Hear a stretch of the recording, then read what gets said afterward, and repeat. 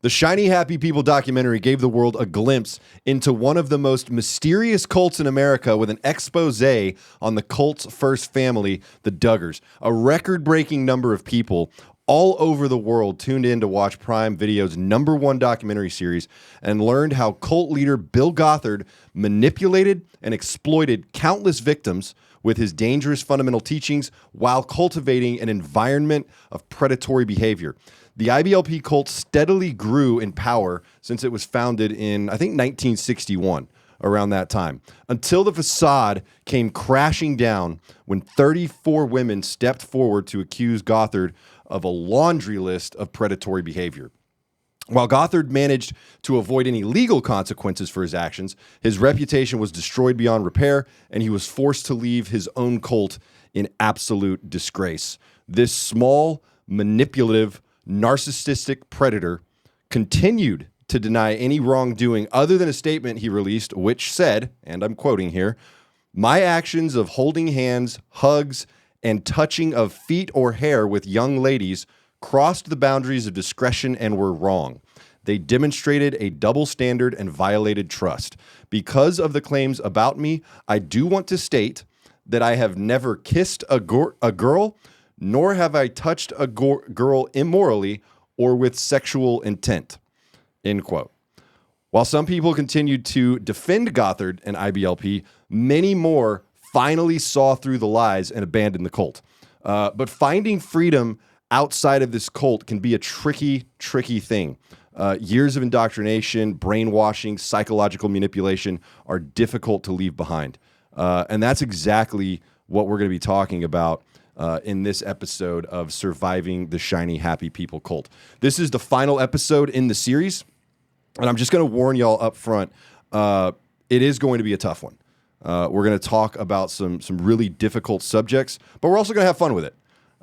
We also have a special segment with Brooke Arnold, one of the primary contributors to the Shiny Happy People documentary, about her meeting with Bill Gothard at his house. So we're going to be showing that a little bit later. But first, joining me is one of my oldest friends, a former cult member as well, and my partner in crime, Bryce. What's going on, man? How you doing? Thank you, Josh. Appreciate it. I was waiting on that. I was like, what's it going to be? That fart sounds? I don't know. No, it was the very tepid applause. Oh, okay. Let's not do that. Now turn the page. Come on, Josh. Dude, I was just talking about this the other day. When you hear the sound, turn the page. It reminds me of that. The more you know. Oh, it's actually yeah. perfect for this podcast. Yeah. Hey, 6 episodes. Yes, Prost. sir. We made it. We did. It's been a journey, man. You and I have both had a couple of emotional breakdowns over the course of this recording. But you know what's so cool is all right, that seems ominous. What's so cool is the number of people that have reached out to us personally, thanking us for sharing this message, relating to a lot of the content that we've talked about, and that's probably been the coolest part about this. I would say, the YouTube comments are just, I mean, some of it's just mind blowing. Yeah. What people went through, what they've recovered from, and they still are sharing this message of hope. Yeah, it's definitely been nice. The interesting thing, we never talked about this stuff, especially right after. Almost every homeschool person from the 90s, we didn't bring up school. Yeah. We got uncomfortable. Where are you from? I'm from New Braunfels. Oh, I'm from New Braunfels. Canyon or Unicorn or Cougar? And we're like, what's the right answer? You just blur out. I was homeschooled. Yeah. We didn't want to get into it because people didn't understand it, and, right. and there's very specific stereotypes for homeschoolers. They're either completely clueless and not educated, or they're starting businesses at 12. Yeah. And I've known both. No, actually, I've only known the business people. Wait a minute. What does that make me? Anyway, so yeah, it's we didn't really talk about it. And now we've gone through all of this, and we're at this stage in our lives, and we're like, hey, this is what happened. Right. If you knew me 20 years ago, 15 years ago, now you know why I was so awkward, the way I was. And uncomfortable, and weird. I mean, here's the other interesting thing that I was thinking about. You and I both knew a lot of people that were ex-members of this cult. We didn't even really talk about it with them that much. It was kind of like this unspoken thing. We're not really going to discuss it. Let's not address it. Let's just try to ignore and forget about it. Exactly. At least for the first few years. I think after the first few years, once we deprogrammed a little bit from being in this lifestyle, in this cult, then we were kind of comfortable talking about it. But I know, like for me, the first 3 to 4 years, I really didn't discuss a whole lot about it at all. Yeah. So what we're going to be getting into for this episode is really what life is like now, how we got out, and where we are today. But before we get into the episode, I did want to let folks know tickets are live for the event that we're going to be doing in Austin, Texas on July 26th. We've already sold quite a few tickets. As a matter of fact, by the time this episode airs, it may already be sold out. I don't know, but please check. And if there's still tickets left, grab them up. If there's not tickets and you really want to come out for this event, just go ahead and shoot me a message, and I'll see what we can do. We'll be having several guests at that live event who are ex-members of the cult, as well as some of the cast members from the Shiny Happy People documentary. And all ticket sales are going to be donated to Recovering Grace, once again, to help continue the important work that they're doing, supporting victims of not only IBLP, but multiple fundamental Christian organizations. The interesting thing is Gothard scandals really reduced the cult to a fraction of its former power and influence. Josh, can you pull up the picture of Gothard when the cult was kind of at its height of power? And then the screen grab from the video we saw in the last episode out front of his house. He definitely looks a lot older. You can tell he's aged. But quite honestly, he still looks pretty good for almost 90. I mean, did we even talk about the fact that he's been dyeing his hair for 50 years? That seems like vanity to me. I've been reading... Yeah. No. So I've been reading a lot of comments and things in some of the Facebook groups I'm in, and they're like, "Oh yeah, his bag fell over and like multiple boxes of hair dye fell out when he was in Moscow and all this stuff." And if you were to ask him about it, he will tell you that it is because people have seen him in the Institute videos for so long. Yeah, and he wants to maintain that same look. It's for continuity. Exactly. It's so people don't get distracted. This is so his hair color doesn't distract from the important message that he's delivering. Right. His cult was a $60 million a year enterprise, and we've talked about that before. My cult's only $25,000 a year. Wow. I know. I'm working on it. You really need to step up your game. Maybe I do. Maybe dye your beard. I don't know. What are you trying to say? But here's the thing that's crazy. And once again, we've talked about this as well, but IBLP is still active. Very active, and they are continuing to promote many of the same fundamental teachings and programs as when Gothard was still in power, right? And they still have compounds all over the world. Just not as many. Not as many, it. but they're in obviously the United States. I know for a fact they have the Big Sandy location and the Northwoods location still. They have locations in Canada, South America, New Zealand, Taiwan, Australia, Romania, Hong Kong, South Korea. I mean, they are still prolific. And I think that's one of the things that's really concerning for me is there is still enough support, or there are still enough people looking for answers that think they found the truth in these fundamental teachings, which is just not the case. I mean, if you think about it, it's like a curve because, in the 70s and 80s, there were not that many. And then it ramped up, 90s, 2000s. And it dropped off.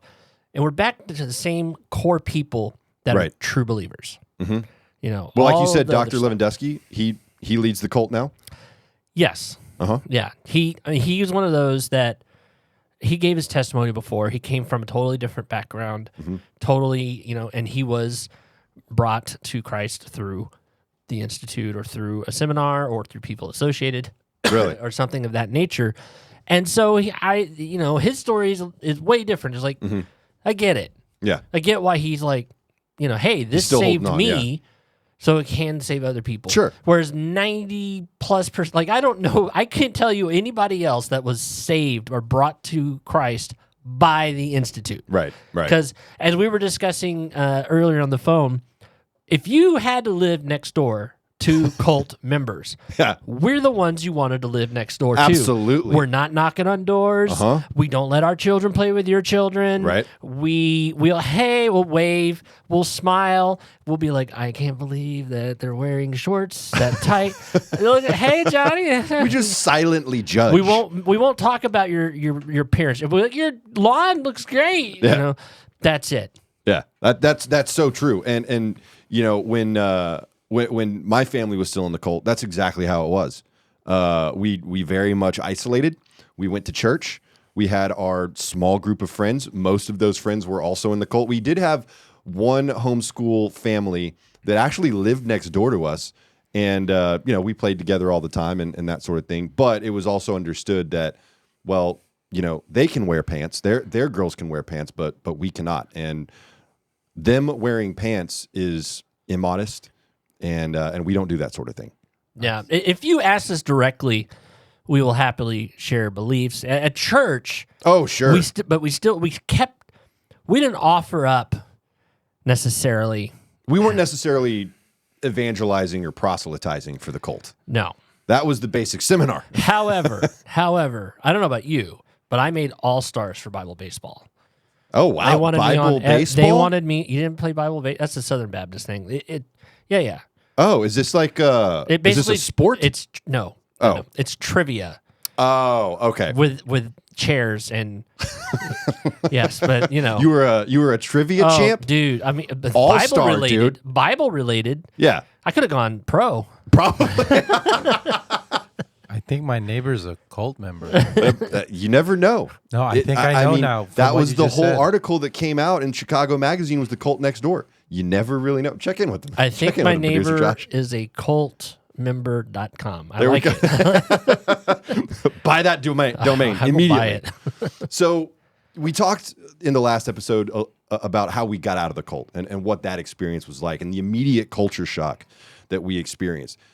After we got out is really when it started to get interesting for both of us. Because you and I went very different paths, right, in our recovery process, as I like to call it.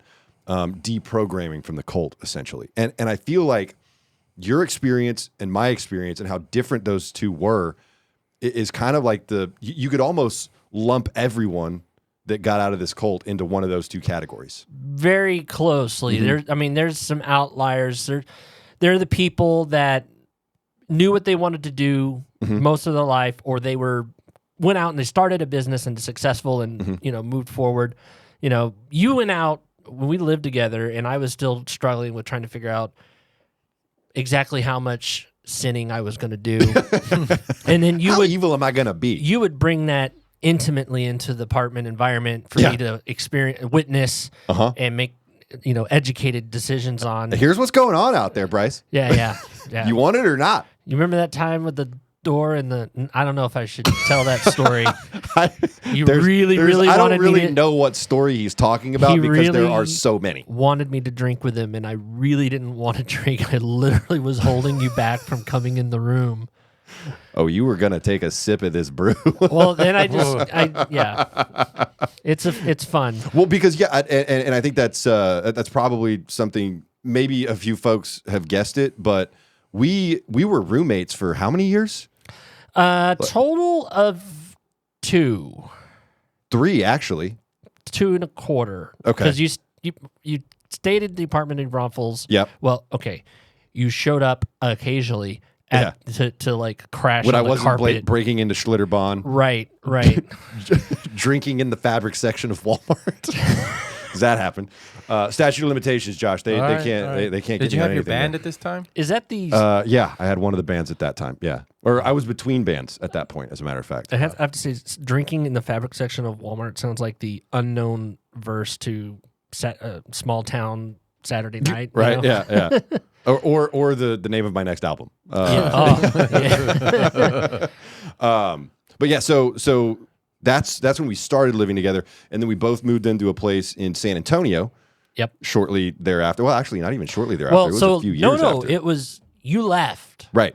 You went back home, and we did our epic road trip. Oh, that road trip was Which crazy. we're not going to tell any details because it's too good. Like if we were to talk about that road trip, it would be an hour and a half podcast. It's going to make a really good indie movie, maybe. Oh, it'll make a beautiful documentary. I just have to figure out who's going to star me in that. Not a documentary.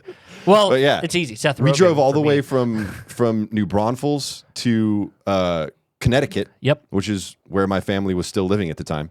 In that sweet 1998 Infinity. Oh yeah, that thing was awesome, Was it dude. gold? Or something? Made a few pit stops. Oh my gosh. But yeah, so then I was up in New England for a few more years. Right, and I had to go and I got a variety of different. I roomed with a guy from the cult in his house, and that wasn't working out for me. And then I roomed. Well, then I moved in with the videographer guy who was a interesting person. And after 6 months, I called you. And I was like, I need you to move back to Texas. You got to get down here, bro. You're the only person I losing think it. that we can live together.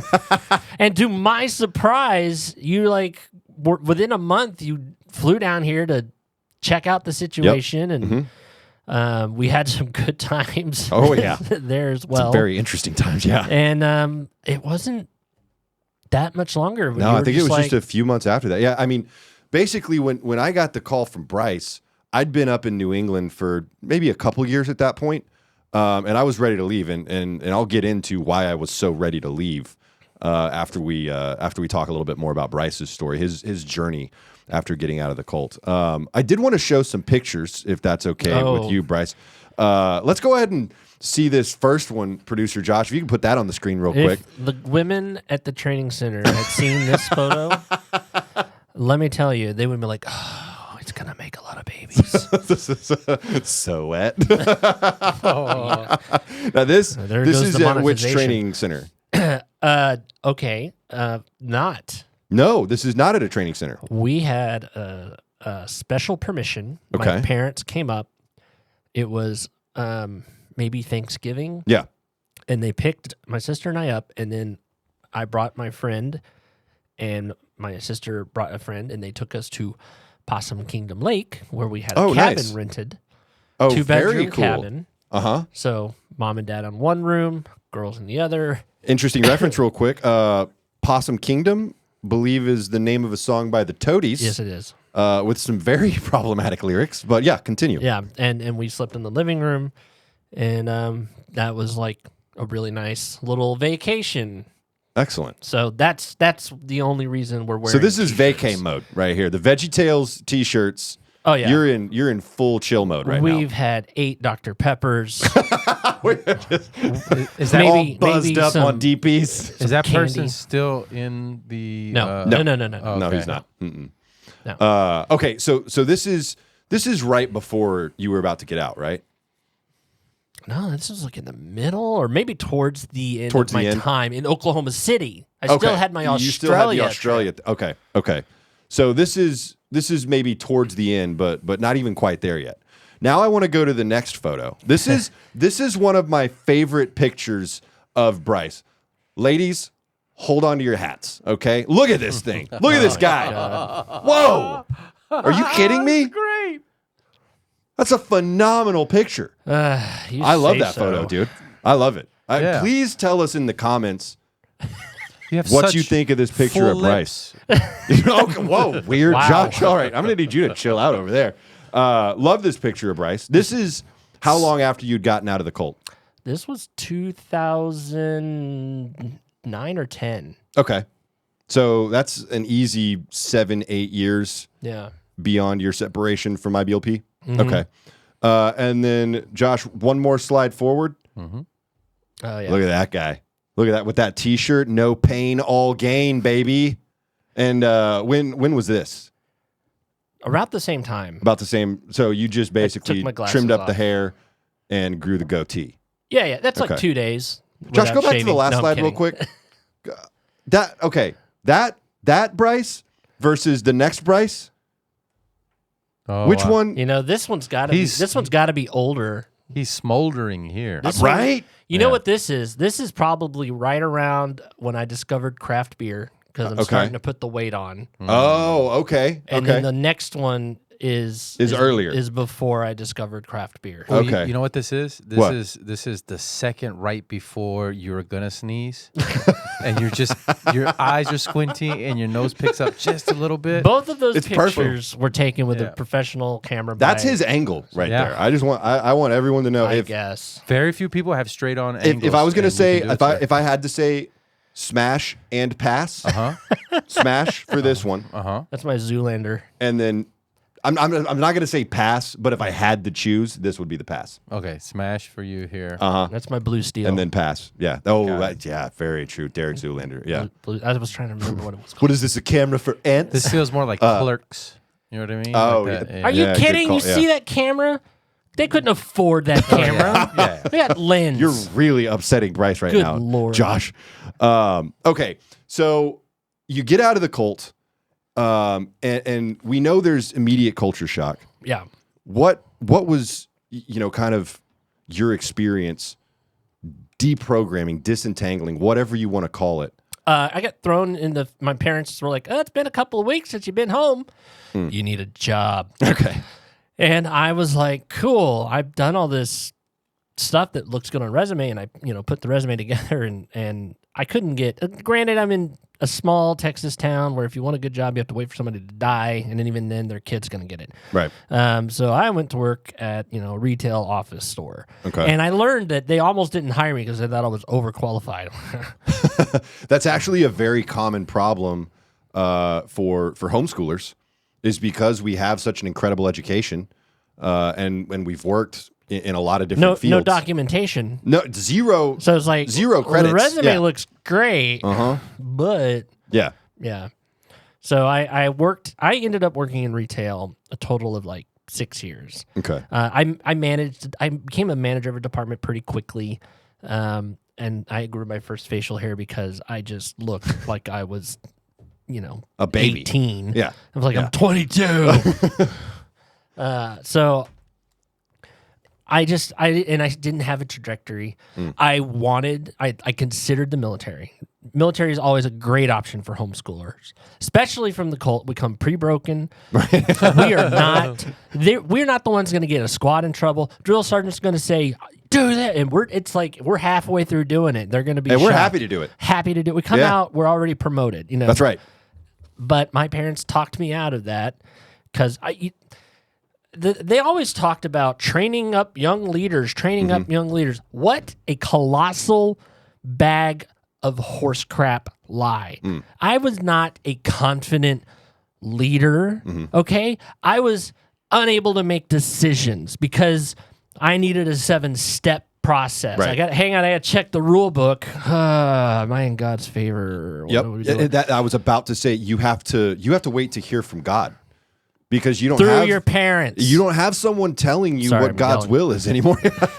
Yeah. And so when you go to make these decisions, it's almost like you're paralyzed. Yeah. Oh, absolutely. Or you overanalyze it, that it's still paralysis by analysis, right? Look, I am the person that you want to take on a trip. Okay. I've even back in the day, Yeah. I would be out with you at a bar, and your second or third hobby was smoking, Sure. and you'd be standing there and be like, and I'm like, and I'm looking at you because I'm methodical, and if I get into Always something, prepared. if I was a smoker, I would have a special case. I would have 2 or 3 very nice lighters right. that would be on my person, and if I I mean, look at this guy. He comes with his own mug, Hold Josh. on, but what people who smoke like that? What are you smoking? Okay. No, you don't understand. Calm down. All right, we'll get to that, Josh. It doesn't matter if I got into it. So okay, I'll reveal something that I hadn't really thought about. I'm kind of glad that I didn't start drinking until 28. 28 was like big year for me. Okay. Because I already kind of appreciated, I had a decent palate. I appreciated well-prepared foods. Granted, eating at the training center will do that.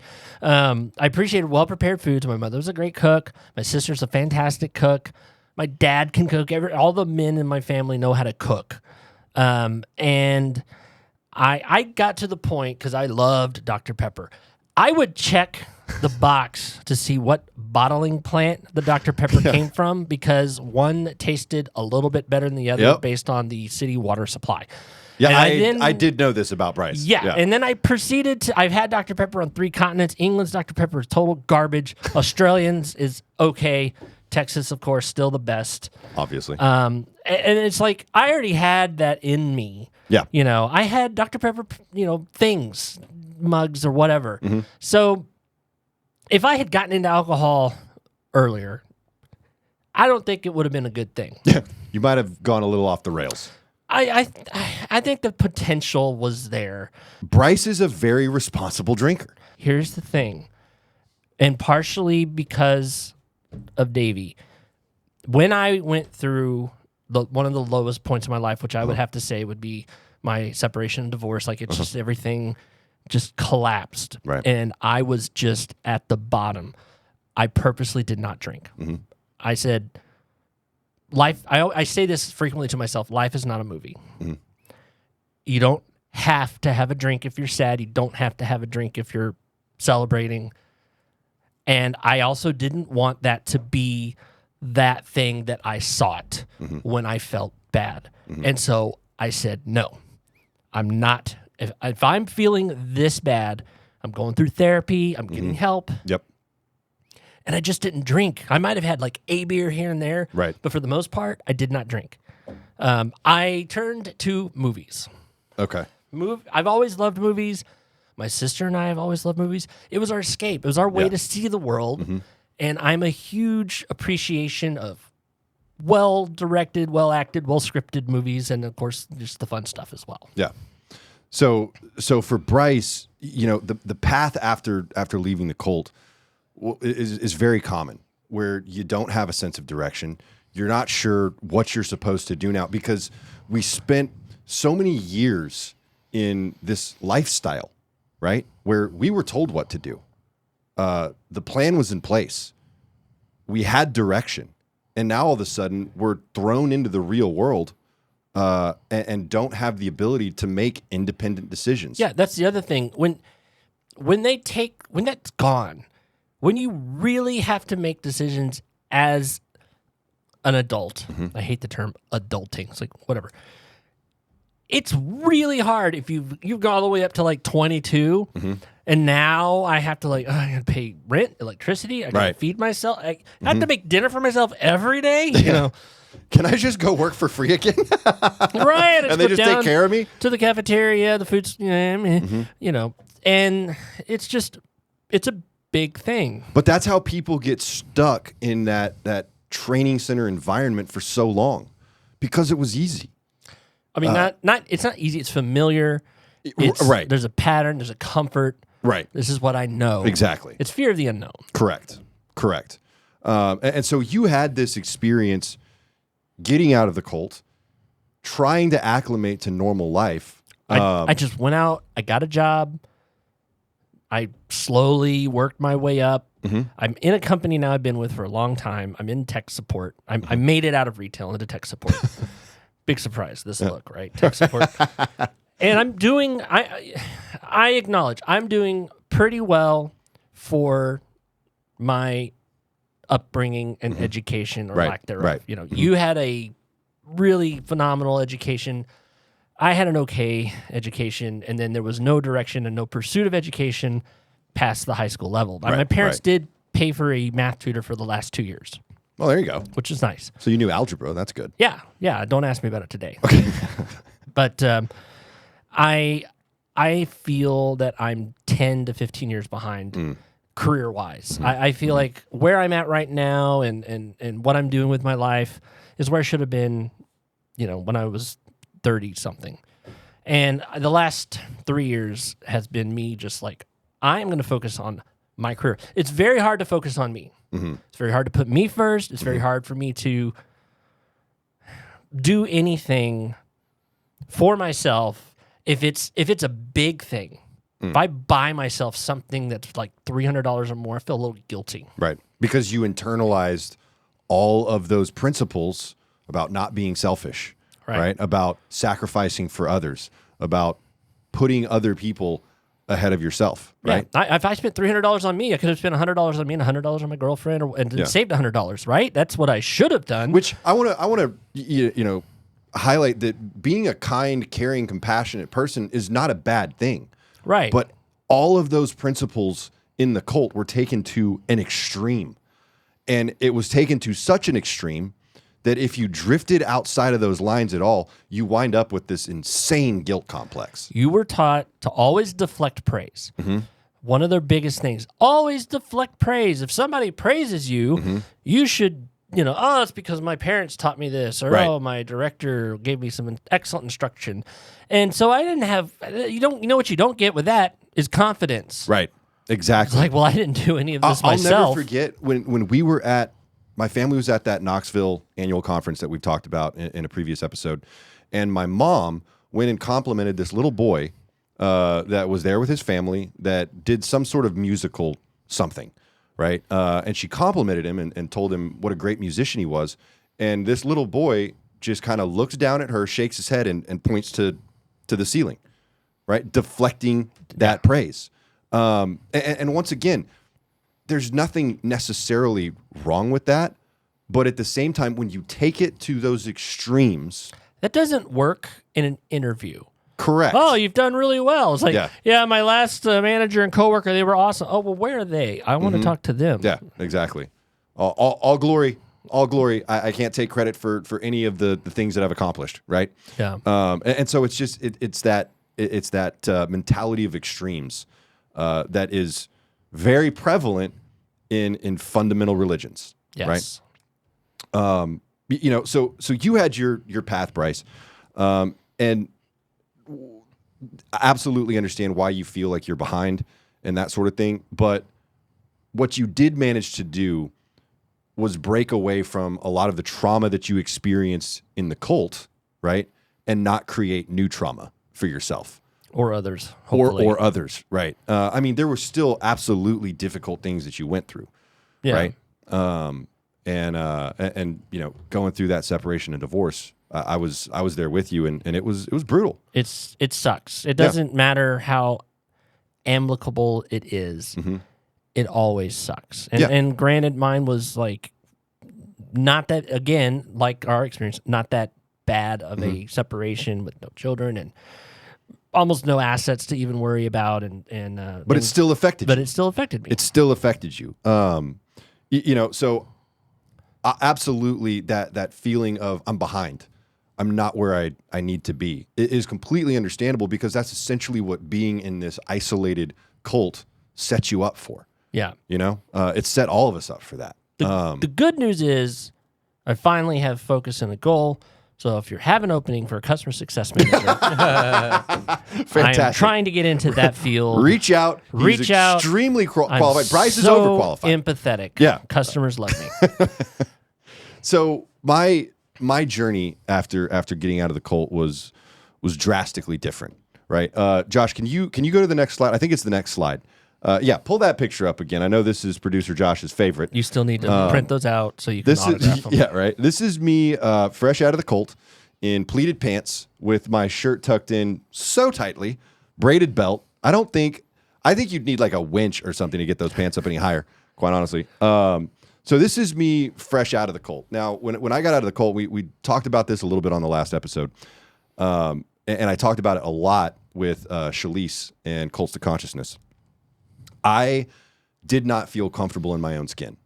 I didn't know what to do. I didn't know how to interact with other people. Years of isolation had turned me into this incredibly socially awkward weirdo. I mean, that is a socially awkward weirdo if I've ever seen one, right? So I didn't know what to do with myself.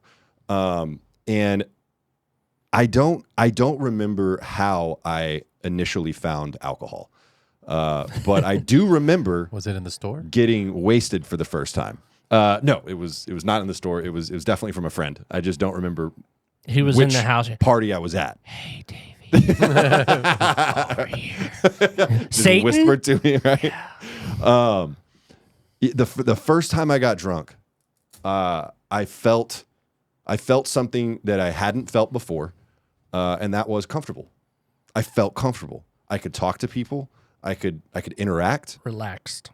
Yeah, exactly, No dude. fear. I just felt normal, right? And that was a huge moment for me. Because from there, it was kind of like, okay, well, if this makes me feel normal, I'm going to do this all the time. And that's exactly what I did. I started drinking heavily. That's definitely where it started. Alcohol was always my first love. And pretty quickly, I got into some pretty serious substance abuse.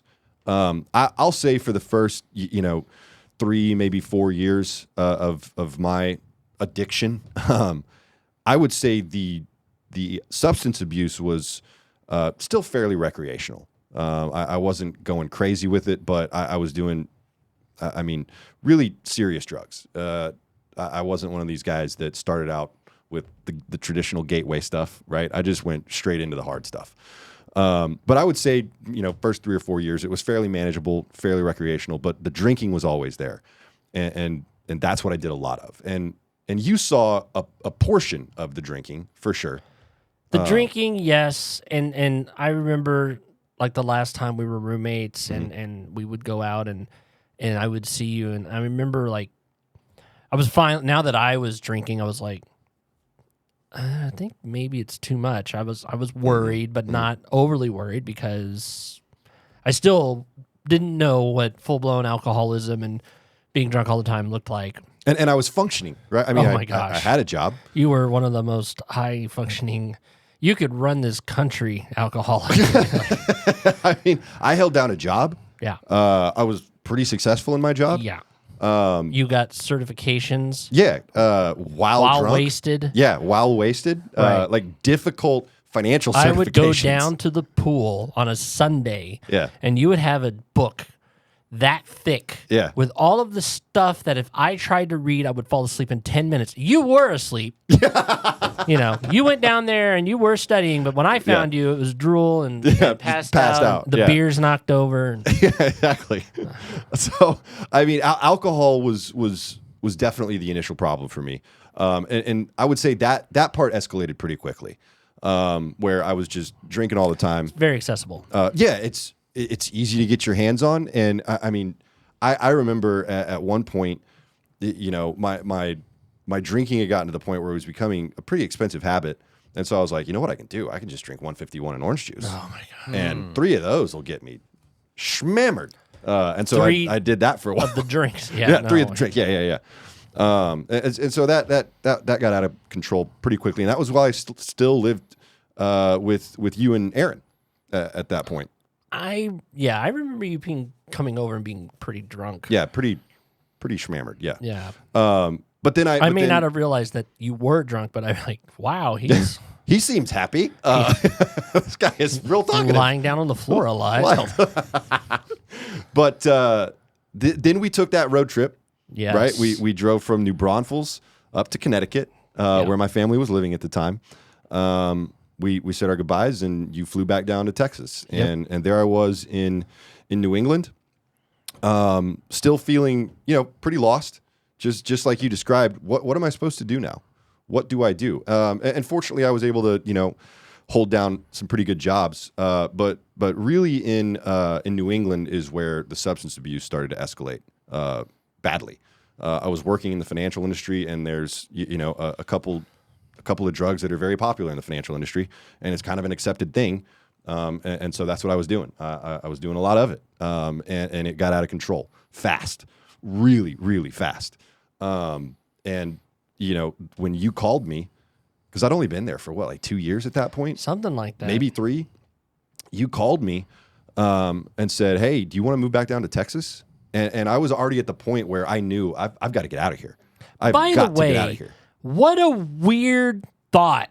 I'm just going to call my friend who's moved back to across the country with his family and be like, hey, do you want to leave all of that and come be my roommate, please? I don't know anybody else. If there's destiny, if there's a higher power, if there's a universe, that's absolutely what it is, right? That was an amazing crossroads. That's what it was. You were on the plane within weeks. You were like, you flew down and like, look around. Looks good. Yeah, I like it. We're like San Antonio. We have Taco Cabana. Mama Margie's. No, Chacho's. Chacho's was my, Oh, so you're still drinking? Oh, very much. So. Have you Yeah. ever had Chacho's Nachos and not Heavily. been drinking? Yeah, exactly. You Yeah. can't eat that stuff sober. Takes Yeah. 2 people to bring it out, man. So you know what I really haven't talked about at all is that when I left New England, I was in some trouble, and I needed to get away from it. It wasn't just that my substance abuse was out of control; it was that I was in trouble, and I needed to get away from some people. And so I came down to Texas, came to San Antonio, and I thought I'm in a new place. I'm gonna quit with the substance abuse. I'm gonna keep drinking, but I'm gonna stop with the substance abuse because that's just getting me nowhere, right? And that lasted maybe a week before I was right back on. And you know what? I even had a moment when I was driving down from New England to San Antonio. I had procured a large baggie of a white powdery substance, very large baggie. I'm talking like, I think it was either a 1/4 ounce or a 1/2 ounce. Like, this is a federal crime. Yeah, Because definitely. There's And no way you're using this. You're selling it. for sure. No, but I also had a full bottle of vodka, and all of it was gone by the time I hit Virginia. Oh, Yeah, it was crazy. Yeah, it was crazy. No, I drove him and a friend, his friend, to 6th Street one. Was it like Halloween or I drove him to 6th Street. I'm like, we got on the highway and I hear, I'm like, I'm driving, so I'm starting to freak out. I'm like, and of course, you know, it's just Roadies, another Regular night for Friday Davey, night, baby. another Friday night, Yep. and that was a fun little story too. Oh yeah, we've got all kinds of stories, man. So anyway, I make it down to San Antonio. I've sworn off the substance abuse. Still gonna keep drinking. That lasted a week. That my resolve could not hold out, and I ended up right back on the substances, right? And that continued for years. Years until I finally got sober. Well, I tell you this like every once a year, and I feel unneeded guilt. I feel guilty that I didn't notice what was happening to you, and I know that there's several reasons that I didn't know. We kind of were out of touch. You were deep in with the substance abuse. Mm-hmm. I was in a fun little marriage. Mm-hmm. And when I found out, the things that you told me, I was just, it upset me. It still upsets me that I wasn't there. Yeah, but you were being that friend, that sounding board that I always knew I could call, that I always knew I could go visit if something was going sideways. And I did. You did. You stayed on the multiple couch. times. Yeah, a couple different times, right? So I want to go through some of these pictures, Josh, because I feel like it kind of illustrates what I'm talking about here. So, okay, so this picture right here Wow. is right. This is right when the substance abuse was getting really bad. Does this guy need right? insurance? He might, dude. He needs something. He needs a better fitting T-shirt is what he needs. Oh, that is nonsense. That is nonsense. You would put a shirt on and be like, no, Tighter, baby. Let's Yeah. go tighter. I want to be able to see my nipples in the heat. Oof. So that I would say is right around when the substance abuse was really, really bad, right? Go to the next slide, Josh. This is after I had moved back down to Texas. This is probably a couple years after I'd moved to San Antonio. Honestly, with that hair, you look like you're about to join WWF. You're Oh just yeah, like, I'm in training. Oh, I absolutely You could. didn't have any tats. If I'd been no, That was fine. No, I didn't really get tattooed until after I got sober. Not extensively. I had some tattoos, but not a lot. Parents were already disappointed. Why wait any longer? I was spending all my money on substances and booze. I Suddenly couldn't he was afford. flush with cash. Crazy. So this, this picture, I'm still doing okay. I'm holding it together, right? Go to the next one. This it's getting worse. Like I'm getting close to the end in this You can particular tell he's picture. drinking like a Budweiser. I will never touch You can that. also just tell from my face. I mean, I look rough. You look right older there. I look Yeah. He also, I mean, go he back to left the previous house. slide. He left the house thinking a kerchief was a good idea. Listen, Yeah. that was the style at the time. Wow. Okay? Was it? Everybody, You did. I was at a music festival, You guys. upped a lot of. Is your on. shell accessories. necklace under that? Oh, I'm sure. But the puka shell Yeah, necklace? yeah, it's right- Actually, it's no. under there. I never got another puka shell after my parents made me throw the one away. Oh. Yeah, I had PTSD associated with the puka shells. So this was at a music festival, but those two pictures, Josh, they're really, I think they're maybe like 2 years apart, but I look like I've aged like 5. Yeah. From one picture to the next. You got 2 wristbands on your forearms. Oh yeah. One Yeah. on each. He was those are the really, sweatbands. really they're into sweatbands. American Gladiator reruns. Yeah. And Oh this my- this wow. last picture, are you showing this? Yeah. Josh, this last picture is right at the end. This is right at the end. There's your dealer. No, that was just some random dude that perfectly photobombed. I think this was actually just a couple months before I finally got sober. And I was at my rock bottom here. So I'm gonna kind of explain what led up to the decision that I finally made that I had to make a change. Are you showing No, this not yet. this next one? Okay, go ahead and show this next slide. Time So out. Is that cornrows? no, I just have it pulled back in a half ponytail. Oh, I thought you had Yeah, cornrows. it's fine. I wasn't culturally appropriating. Okay, There's still so time. this is me and my ex-fiance. We met when I was pretty bad in my addiction, right? And when we started dating, that's when things really just completely spiraled out of control. This is when it got bad. This picture right here is the beginning of the end for me. When right? you were a Colombian? Say hello to my little friend. I am pretty tanned there. You're Well, pretty- yeah. Bryce already talked about I would, pass out drunk at the pool. That's how I got all my color. Yeah. You know? Yeah, I don't tan. I You just burn, baby. crispy Irish skin. So this girl and I dated for a cumulative total of about 4 years, and we were engaged for about 6 months. This was the woman that I thought was going to save me from the hell that I was living in when I met her. And it turns out that we were just we made each other's lives even worse, because when I met her, I did not realize, but she was also an addict. And so we get together, and she reveals to me after several months of dating that she has a problem. I tell her, you know what, I've got a problem too. Great. Let's combine forces. And so we just got, completely out of control. It was a nightmare. Like, we were living in a waking nightmare. And that lasted for like 4 years, and just got deeper and deeper and I deeper into this hole of realized addiction. That was 4 years. Yeah, Wow. it was 4 years, dude. This relationship was incredibly toxic, not healthy for either one of us. And so naturally, I proposed. When I realized, wow, this relationship might unalive me, it's like, well, I guess I better ask her to marry me. And so we got engaged. I hoped that would change things for both of us. Like, oh, we're buying a house, we're getting married, we got to get our act together here. But it didn't, because addiction doesn't care where you're at in your life. Addiction doesn't care who you love. Addiction doesn't care about anything. All it cares about is keeping you addicted. That's it. And so nothing changed. In fact, things got even worse. Right up until the point where she ended up having to go to a rehabilitation facility. We'd planned this wedding. We'd picked out the venue. About 30 days before we were actually supposed to get married, I realized that I had to call it off, because at that point it was just so incredibly toxic. We'd both gone through some really serious medical issues because of our addictions.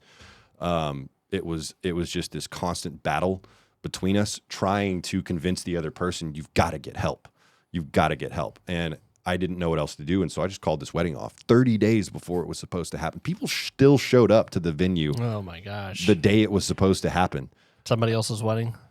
No, just no one there because we'd reserved the space, dude. We'd sent out the invitations.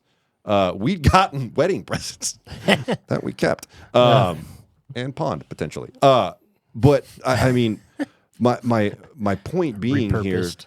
it was just absolute chaos. It was chaos. And so, you know, she ended up going to rehab.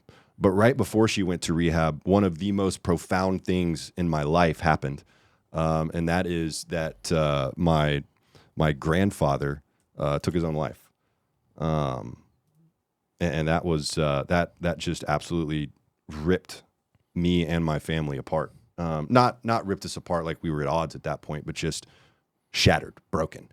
And that was in February of 2013. In April of 2013 is when my fiance went to rehab. I took her to rehab, dropped her off at this facility, beautiful facility, got a tour. The lady drove me around in a golf cart, gave me the whole shebang, right? I was completely wasted for the entire thing. I dropped my fiance, who I had finally convinced to get help. I dropped her off completely loaded, which is just insane. Right. But that's how bad it had become at that point. That's your norm. That's the only way I could cope. Yeah. You know? And at this point, I wasn't abusing substances or drinking to feel better. I was doing it so I didn't feel bad. I didn't want to get sick. I didn't want to die. So it wasn't a matter of, you know, getting that rush anymore. It was just, I don't want to feel sick. So, you know, drop her off at this facility and then after I dropped her off, I just went on a crazy bender. I don't really remember. Apparently at some point I drove back out to this facility while she was there to drop off some essentials that she needed. Have no recollection of it whatsoever because I was down the rabbit hole at this point, dealing with grief from the death of my family, dealing with, you know, all the emotions about having to cancel this wedding, dealing with my fiance is in rehab right now. And so these substances, this alcohol became this blanket for me, my safe space. That's all I knew how to do to cope with difficulty, challenging situations. It was just, let's numb the pain. Let's just get rid of all the feelings and emotions, right? So she's in this rehabilitation facility. I get a call a few days later that she is being kicked out of the rehab facility because she had smuggled substances in with her. So now she has to go. I tried getting in contact with her. She wouldn't answer my calls, wouldn't respond. And so I decided I'm going to go find her. So I drive out to the little town where she's going to rehab to find her. Actually did find her, which is crazy, right? Crazy that I was able to track her down. I still don't know how. I just remember seeing her truck drive by and I was like, that's her. But here's the thing. Before I went looking for her, I decided I got to get everything out of my system. I can't be doing any substances. I can't be drinking at all. I got to have all my faculties about me when I go and look for her. So I find her, and she tells me, you got to leave me alone. You got to forget about me. You have to leave, which blew my world apart, right? Because here was this person that I had pinned everything on. This was my hope. This was my saving grace, right? This was going to be it for me. And she's telling me, you got to go. So I did. And I drove back to my house that we shared together alone, pull into my driveway and have a seizure in my driveway. Because at that point I had been a little over 24 hours off of all the chemicals that my body was used to. So had a seizure in my drive. I mean, thank God I didn't have this thing on the road. Yeah. Yeah. You know, I think my body just knew, okay, we're back, shut down. We gotta, you know? So, I wake up from the seizure, just kind of just covered In your car? Mm-hmm. Yeah. In my car, in my driveway. Yeah. My whole body is sore. I'm extremely disoriented. I don't really know what's going on. I've got like vomit all over myself, vomit on his sweater, mom's spaghetti or whatever. No, but all kidding aside, like I was a mess, right? Is that the spaghetti I made your family for your grandfather's funeral? Because Why would you do that? I did do that. Yeah, you did. I mean, Bryce is an amazing friend. So anyway, I get out of my car, I go inside, and I have made the decision at this point, nothing is worth it anymore. I'm done. I got to get out of here. I got to end it, right? And so that was what I intended to do. And I walked into my bathroom with a fist full of pills and was ready to take off. But at that moment, I remembered what my mother had gone through with my grandfather and decided I cannot put her through that again. I can't do it. And I decided instead to make a phone call. And I made a phone call to the rehab facility that my ex-fiance had gotten kicked out of and said, hey, is there anything that I can do to help her? I still deflected back to her, like, I got to help her, right?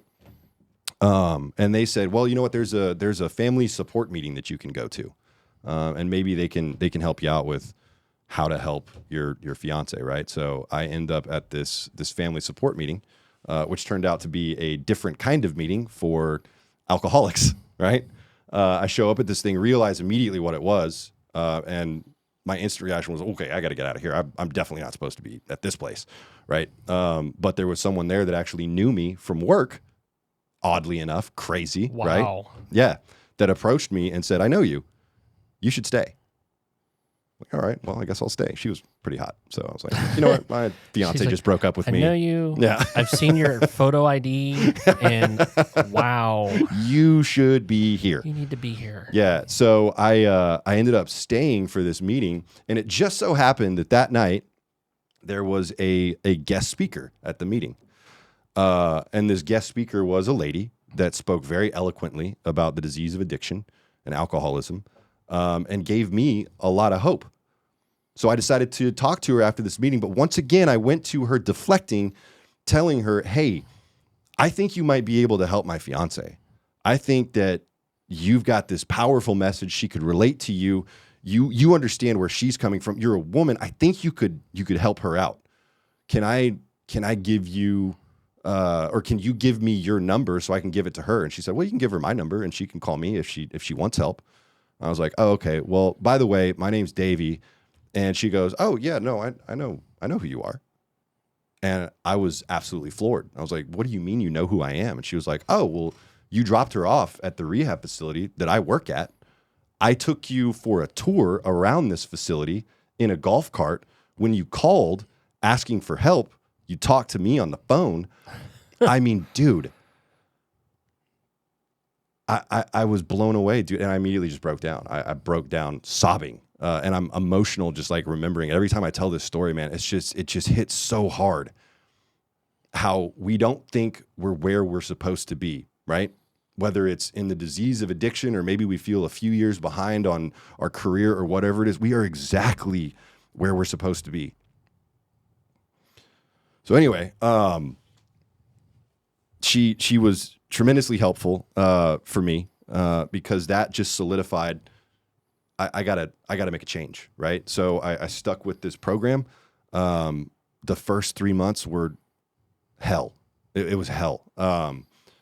I couldn't talk right. I had a stutter for the first 3 months of sobriety because my brain was like rewiring or whatever was going on. My memory was shot for a while. My memory's still not what it used to be. These giant blank spaces in my childhood, in my adolescence, even in my adult life. But you know, after some of that initial struggle, I did the work. I was brutally honest with the people who were trying to help me, and all the therapists that I'd gone to previously. I remember so vividly. I went to a therapist, and bless her heart, dude. I walk in there. I am a mess. I'm high out of my mind going into this therapist's office, and I needed help. And so I just spill my guts to this therapist, all my entire story. And at the end of this 30-minute spiel, she just sits back and says, I can't help you. And I walked out of there just thinking I had no hope. And so when I got to this program and found a group of people that were able to help me, bro, it was the most freeing, liberating, happy experience I've ever had in my life. And that was 10 years ago. That was 10 years ago. I think what I'm saying here is I got out of this cult and all this trauma that I just didn't know how to deal with. And I ended up in a lifestyle that traumatized me as much, if not more. But I got out of the cult. That's the thing. I got out of that cult, got into a lifestyle that was extremely destructive and unhealthy, but I got out of that too. And the life that I have now, oh my God, it's amazing. And I'm not talking about, financial success or having the job that I want to have or anything like that. I mean, it's crazy that I get to do stand-up comedy. It's crazy that I get to do these podcasts. It's amazing that I get to help other people who have come from, similar backgrounds, experience similar challenges. But I'm just talking about feeling happy, feeling peaceful, feeling free. And knowing that those aren't just feelings, that is my reality now. My reality is this place of happiness and freedom. After years of indoctrination, brainwashing, and then self-destruction and self-sabotage, finally, I've gotten to this place now that is, if you told me 10 years ago, this is what your life is going to look like, I would have called you a liar. There's no way. There's no way that that's going to be me in 10 years. No, impossible. If you had told me 20 years ago, this is what you're about to go through. You're fresh out of this cult. Now you're about to go through your own personal hell. I would have been like, no, that's not what's going to happen. I'm out of the cult. Now I can finally have a real life. I wouldn't have believed that either. And I'm sure if someone told me today, hey, 10 years from now, here's where you're going to be, it would still seem just as unbelievable. But here I am, dude. And it is, I am just so incredibly grateful for the experiences that I've been through and the place that I'm at now, because in spite of how traumatic it all truly was, it does not define who I am today. It did not determine my outcome. And that is, I don't even know how to express. I can't put into words how truly grateful I am for all that. It's just crazy, man. So yeah, I think if this is something that, if you're watching this and you're struggling with these types of challenges, these types of trauma, get the help that you need. Reach out to Recovery and Grace. I mean, they've got support systems in place. They can point you in the right direction. Message me. I'm more than happy to help however I can. Comment in the YouTube. We'll figure out how to get in touch with you. But where we are today is so far removed from where we were. And it's just incredible, dude. I want to play the segment from Brooke Arnold about meeting Bill Gothard, but before I do that, I want to read a text message that I got like 5 minutes before we started recording this episode. Before you do that, I just want to say this is the most complete story I've gotten, because you've just told me bits and pieces, and I see now why. It's hard. It's hard, tough, hard story. Mm-hmm. And 5 years ago, if you'd said, "Oh, I'm going to do stand-up comedy," I'd be like, "That's a bold strategy, Cotton. Let's see how it plays out." But you've always been funny, and especially when we're together. We always have a good time. So yeah, it's crazy, man. Mm-hmm. It's crazy where you are, where I am, but you're like one of my oldest friends. Yeah. So yeah. we're in this together. That's right. Regardless. That's why we decided to do this podcast series together, because no one's going to understand where the other person's been and where we are now more. Yeah. Not even my own family could get it like you do. Oh, they don't. Yeah. So this text message I got about 5 minutes before we started this podcast, which is just Insane. crazy. I mean, we live in a simulation, producer Josh. I know you already know that. Please do not go off on a tangent about it. I don't. Thank you. It's one of the simulations. Okay. I knew you'd have reload? to say something. Save point 28, please. Save point 28. So this text message is from a really good buddy of mine that I've known for quite a long time. He knew me while I was still deep into my addiction, and we've maintained our friendship after the fact as well. Not nearly as long as Bryce, but at any rate, he, I guess, was watching some of the early podcast episodes of this series, and he sent me this text message, which is so interesting to me. So he says, in 1984, Bill Gothard came to the quasi-cult my family was involved in Hawaii and did a week or so of classes and sermons. I was 9 years old. At one of those services, they let people come forward so that he could pray over them, so that Gothard could, lay hands, pray, whatever. His parents brought him up front. Gothard put his hands on my forehead, muttered a bunch of stuff, then looked at my parents and said, "I have a word of knowledge. Your son will be a great man of God, but he will die before he is 30.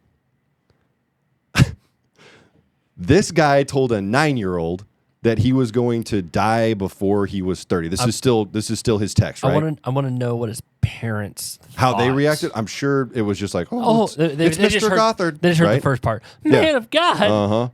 So he goes on to say, I spent the next 4 to 5 years trying to live up to that expectation, which is so, I mean, that's so common, is just these unrealistic, unattainable expectations in this cult, right? No matter how hard I prayed, I never felt what people said I should. It was horrific. Needless to say, once I broke free from out of that whole scene by enlisting in the military, I did not become a great man of God. In fact, quite the opposite. Here's the crazy thing, though, and this is what just floored me from his text message. You know my background. June 1st, 2005 is my alive day from Afghanistan. Okay, so this is when he was severely, severely injured while he was deployed fighting in Afghanistan. So June 1st, 2005 is his alive day. My 30th birthday was July 18th, 2005, just 6 weeks later. I woke up for the first time a week or so after being wounded, and my first question was, what's today's date? I still had to sweat it out for almost a month. I sometimes think, did not becoming a great man of God save my life that day? Was that a prerequisite to fulfilling that half of the prophecy? How crazy is that? But I mean, once again, it was so deeply ingrained in him as a 9-year-old, and he was in this cult in Hawaii for another 4 to 5 years. It was so deeply embedded in his system that it's the first thing he thought of when he woke up a week after he was almost mortally wounded. I mean, it's crazy. just, it's wild, right? Just blows me Gothard away. was kind of right. I mean, that's when his second life started. Okay. Well, so it doesn't mean you're going to die physically. It can mean you're going to die spiritually. that could be. I'm a Could be. little distracted by the fact that Gothard didn't open a training center in Hawaii. That would have been awesome. Oh, I would have gone and worked there. Imagine Immediately. surfing on the North Shore. Actually, we wouldn't have been allowed to surf because there were too many. You would have snuck off and disappeared into the beach life, never to be seen again. Right? You would be selling tacos right now and be like, I gotta go. I still have the puka shell necklace, dude. You said Definitely you would have had a puka shell necklace in Hawaii, though. Yeah. You know what I'm saying? Oh yeah. You have to. It's You'd kind be of like, selling it's them. like a thing. You'd Yeah, be making them and selling hand them. engraved puka shell necklaces. Absolutely. Drunk as hell. Is anybody selling puka shell necklaces not drunk? What's really interesting is when I did spend an extended amount of time in Hawaii, and one day when I was at the beach, there's a huge substance problem in Hawaii, and let's just call it ice is kind of like a big problem over there. And I will never forget, I was walking down the beach and I had a cigarette, and a guy walked up to me and he was like, "Man, I really need a cigarette. I'll trade you this," which was a glass pipe Yeah. for that cigarette. And I was like, done. And then I stayed up for Say less. 24 hours. Say less, my friend. So I want to play this segment from Brooke Arnold. And once again, this is a short clip from a longer interview that Brooke and I had. Brooke was one of the primary contributors on the Shiny Happy People documentary. And I would almost say that she might be like one of the foremost experts on Bill Gothard specifically. I mean, the amount of research that this lady has done on Bill Gothard is wild. I mean, she knows all about this guy. So it's a really interesting interview. That'll be available tomorrow at 8 p.m.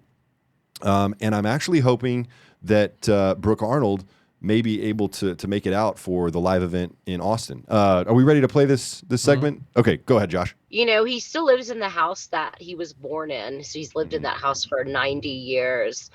And the house has this very kind of mausoleum feel. You know, you walk in and you feel like you're, you know, walking into a museum from a previous time. And I think the thing that really got me that day was we were sitting there talking, and I was talking to Mr. Gothard, you know, the man, the myth, the legend. And I looked down, he was wearing a full suit, and I looked down and he had like a little bit of coffee stain on his tie. Oh. And I just, in that second thought, you know, why would God ever spill coffee on his tie? And there was just that moment in which it all of my imagination that was wrapped up in him kind of just instantly unraveled. And I realized this is a man. Yeah. This is a person. There's nothing different between this person and any other person. And this person's ideas aren't any more important or real than anyone else's ideas. And seeing him in the flesh as a human being for the first time, I think drastically changed the hold that he had come to have over me. First, from growing up around this stuff or in this stuff, and then as an adult kind of re-immersing myself in that world through that research, you know, he got his tentacles kind of in even deeper. And that experience of seeing him as just as a flawed human being who can spill coffee on their clothes, you know, was kind of like that moment where in The Wizard of Oz where Dorothy pulls back the curtain and, you know, she sees the wizard behind with a little switch, you know, he's standing there behind the curtain with the switches, you know. Right, yeah. It was kind of like that moment. This is just a person. They don't need to have any power over me anymore. Wow. Yeah, so this interview, her insight into Gothard, into IBLP is just incredible. So like I said, the full interview will be available tomorrow at 8 p.m. Definitely check it out. And I just can't thank Brooke enough for sharing her experience in this interview. It's really, really interesting. And she's actually, I don't know if you could tell from that video, Bryce, but she's currently living the van life. And she's traveling around the country. Yep. I mean, I could van. tell she was in a car. Yeah. She's a van lifer. Okay. Pretty cool stuff. Yeah. So I'm hoping, we talked about it, and it seems pretty possible that she will be in Austin for the live event on July 26th, and she'll be able to participate in that live episode or live show, whatever you want to call it, and do some of the audience Q&A with us as well. Nice. So, By the way, excited. I want to believe that Bill Gothard has a onesie pajamas that looks like a suit and the tie is a zipper. I want to believe that. And the feet are just Oxford dress shoes. Shoes. Absolutely, dude. Yeah. That's all he ever wears. Cufflinks on the pajamas. No cufflinks. That's too big. flashy. That's Yeah, way too flashy for him. Man, this has been just an incredible experience doing this podcast series. You know, I know it's been difficult at times. It's a tough subject to talk about, especially when you start unlocking some of the memories and the trauma that you've buried for so long. But at the same time, it feels really good being able to reach people that have struggled with this same thing. They battled the same demons. And, Dr. Cordish and I talked about it too. When Recovering Grace hit the internet in 2011 and people started discovering, holy shit, we're not alone. There's more of us. This wasn't just me. I wasn't the crazy one. Yeah. I'm just so glad that we can provide that sense of relief and hope for people. And before I forget, I wanted to share, like, I don't know. I don't know how long I was out when this happened. It was maybe 8 to 10 years. And I was at a birthday party, and there was a mixture of homeschool people there. I say they were mostly homeschooled, and some were in the institute, and some were not. And there was a girl at the table, and she said something. She said, I don't understand why people don't just move on.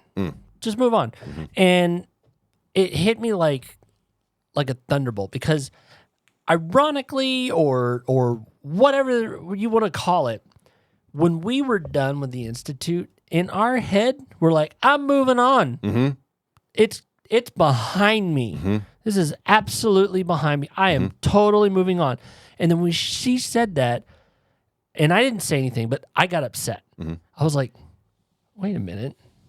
We can't just move on. This was life. Yes. This was life 24/7 for years and years and years. It was ingrained in us. It was beat into us at times. And I'm like, telling anybody to just move on from trauma is disingenuous. Do not do that. Mm-hmm. We have over and over and said, we acknowledge our trauma was less than all of these other people. Mm-hmm. We know that. But at the time, that was what we knew, and that was our trauma. Mm-hmm. And you should not tell someone to just move on. Mm-hmm.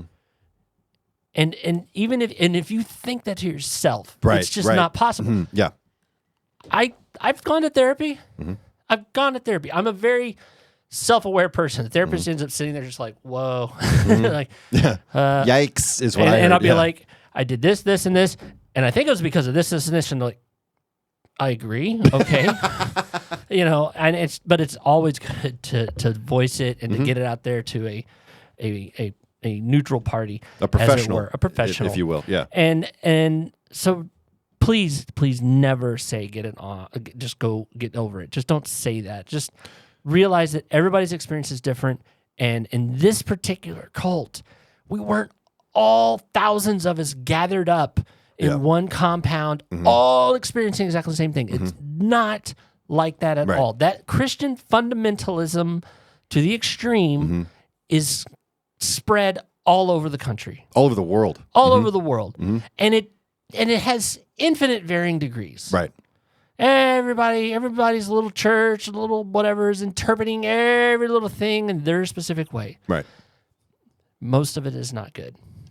And I think the point that you made, the most important aspect of this is don't be too hard on yourself.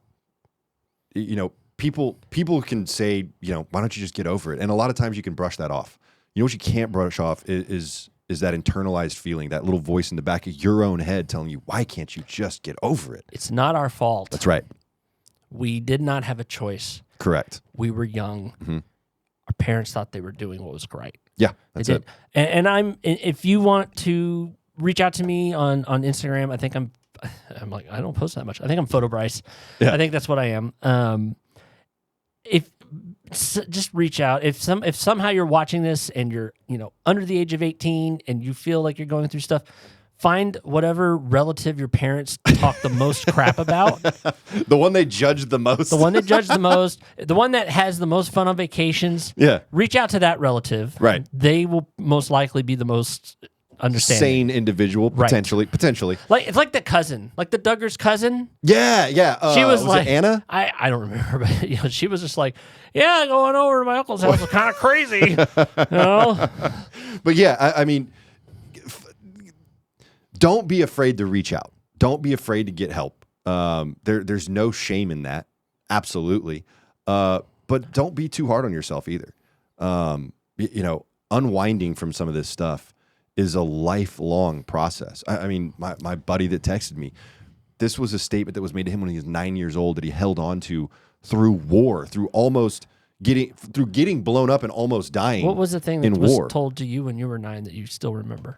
Boy, I don't remember anything from when I was Exactly. 9. Right? Yeah. Exactly. Seared into him. Mm-hmm. Yeah. And the thing about the relatives, I don't have the best relationship with my parents, and I hate that. But it's not. It was their choice to a degree. We all grow up. Family's everything. Family. Right? Family, big deal. Turns out no. It turns out Gothard, God, and faith are above family. Their version of faith, and I'm incredibly grateful that my uncle and aunt. They didn't know. They knew that some weird stuff, and there were some things, and they were like, okay, and it's they've stepped up, and I'm reconnecting with my extended family, and it's been great. That's awesome. And I'm very, very grateful for that. Yeah. I still miss my parents, but it is what it is, and I still help them, but it's not the same. That's right. Yeah, and that's another piece of the experience that can dramatically differ for everyone. I've got a great relationship with my parents, with my whole family. Bryce doesn't have that luxury because they are still stuck in this mentality that is so damaging, so painful. Like we said, feel free to reach out to myself, to Bryce, comment on YouTube. We'll find you. Go to Recovering Grace if you need help. There's help out there. There's a community of people out there that are ready and willing to support. Thank you for watching this podcast series. It's been absolutely amazing. You guys, the support that you've shown, the love that you've shown has just been incredible, inspiring. So thank you for that. And hopefully we'll see you in Austin. Love you.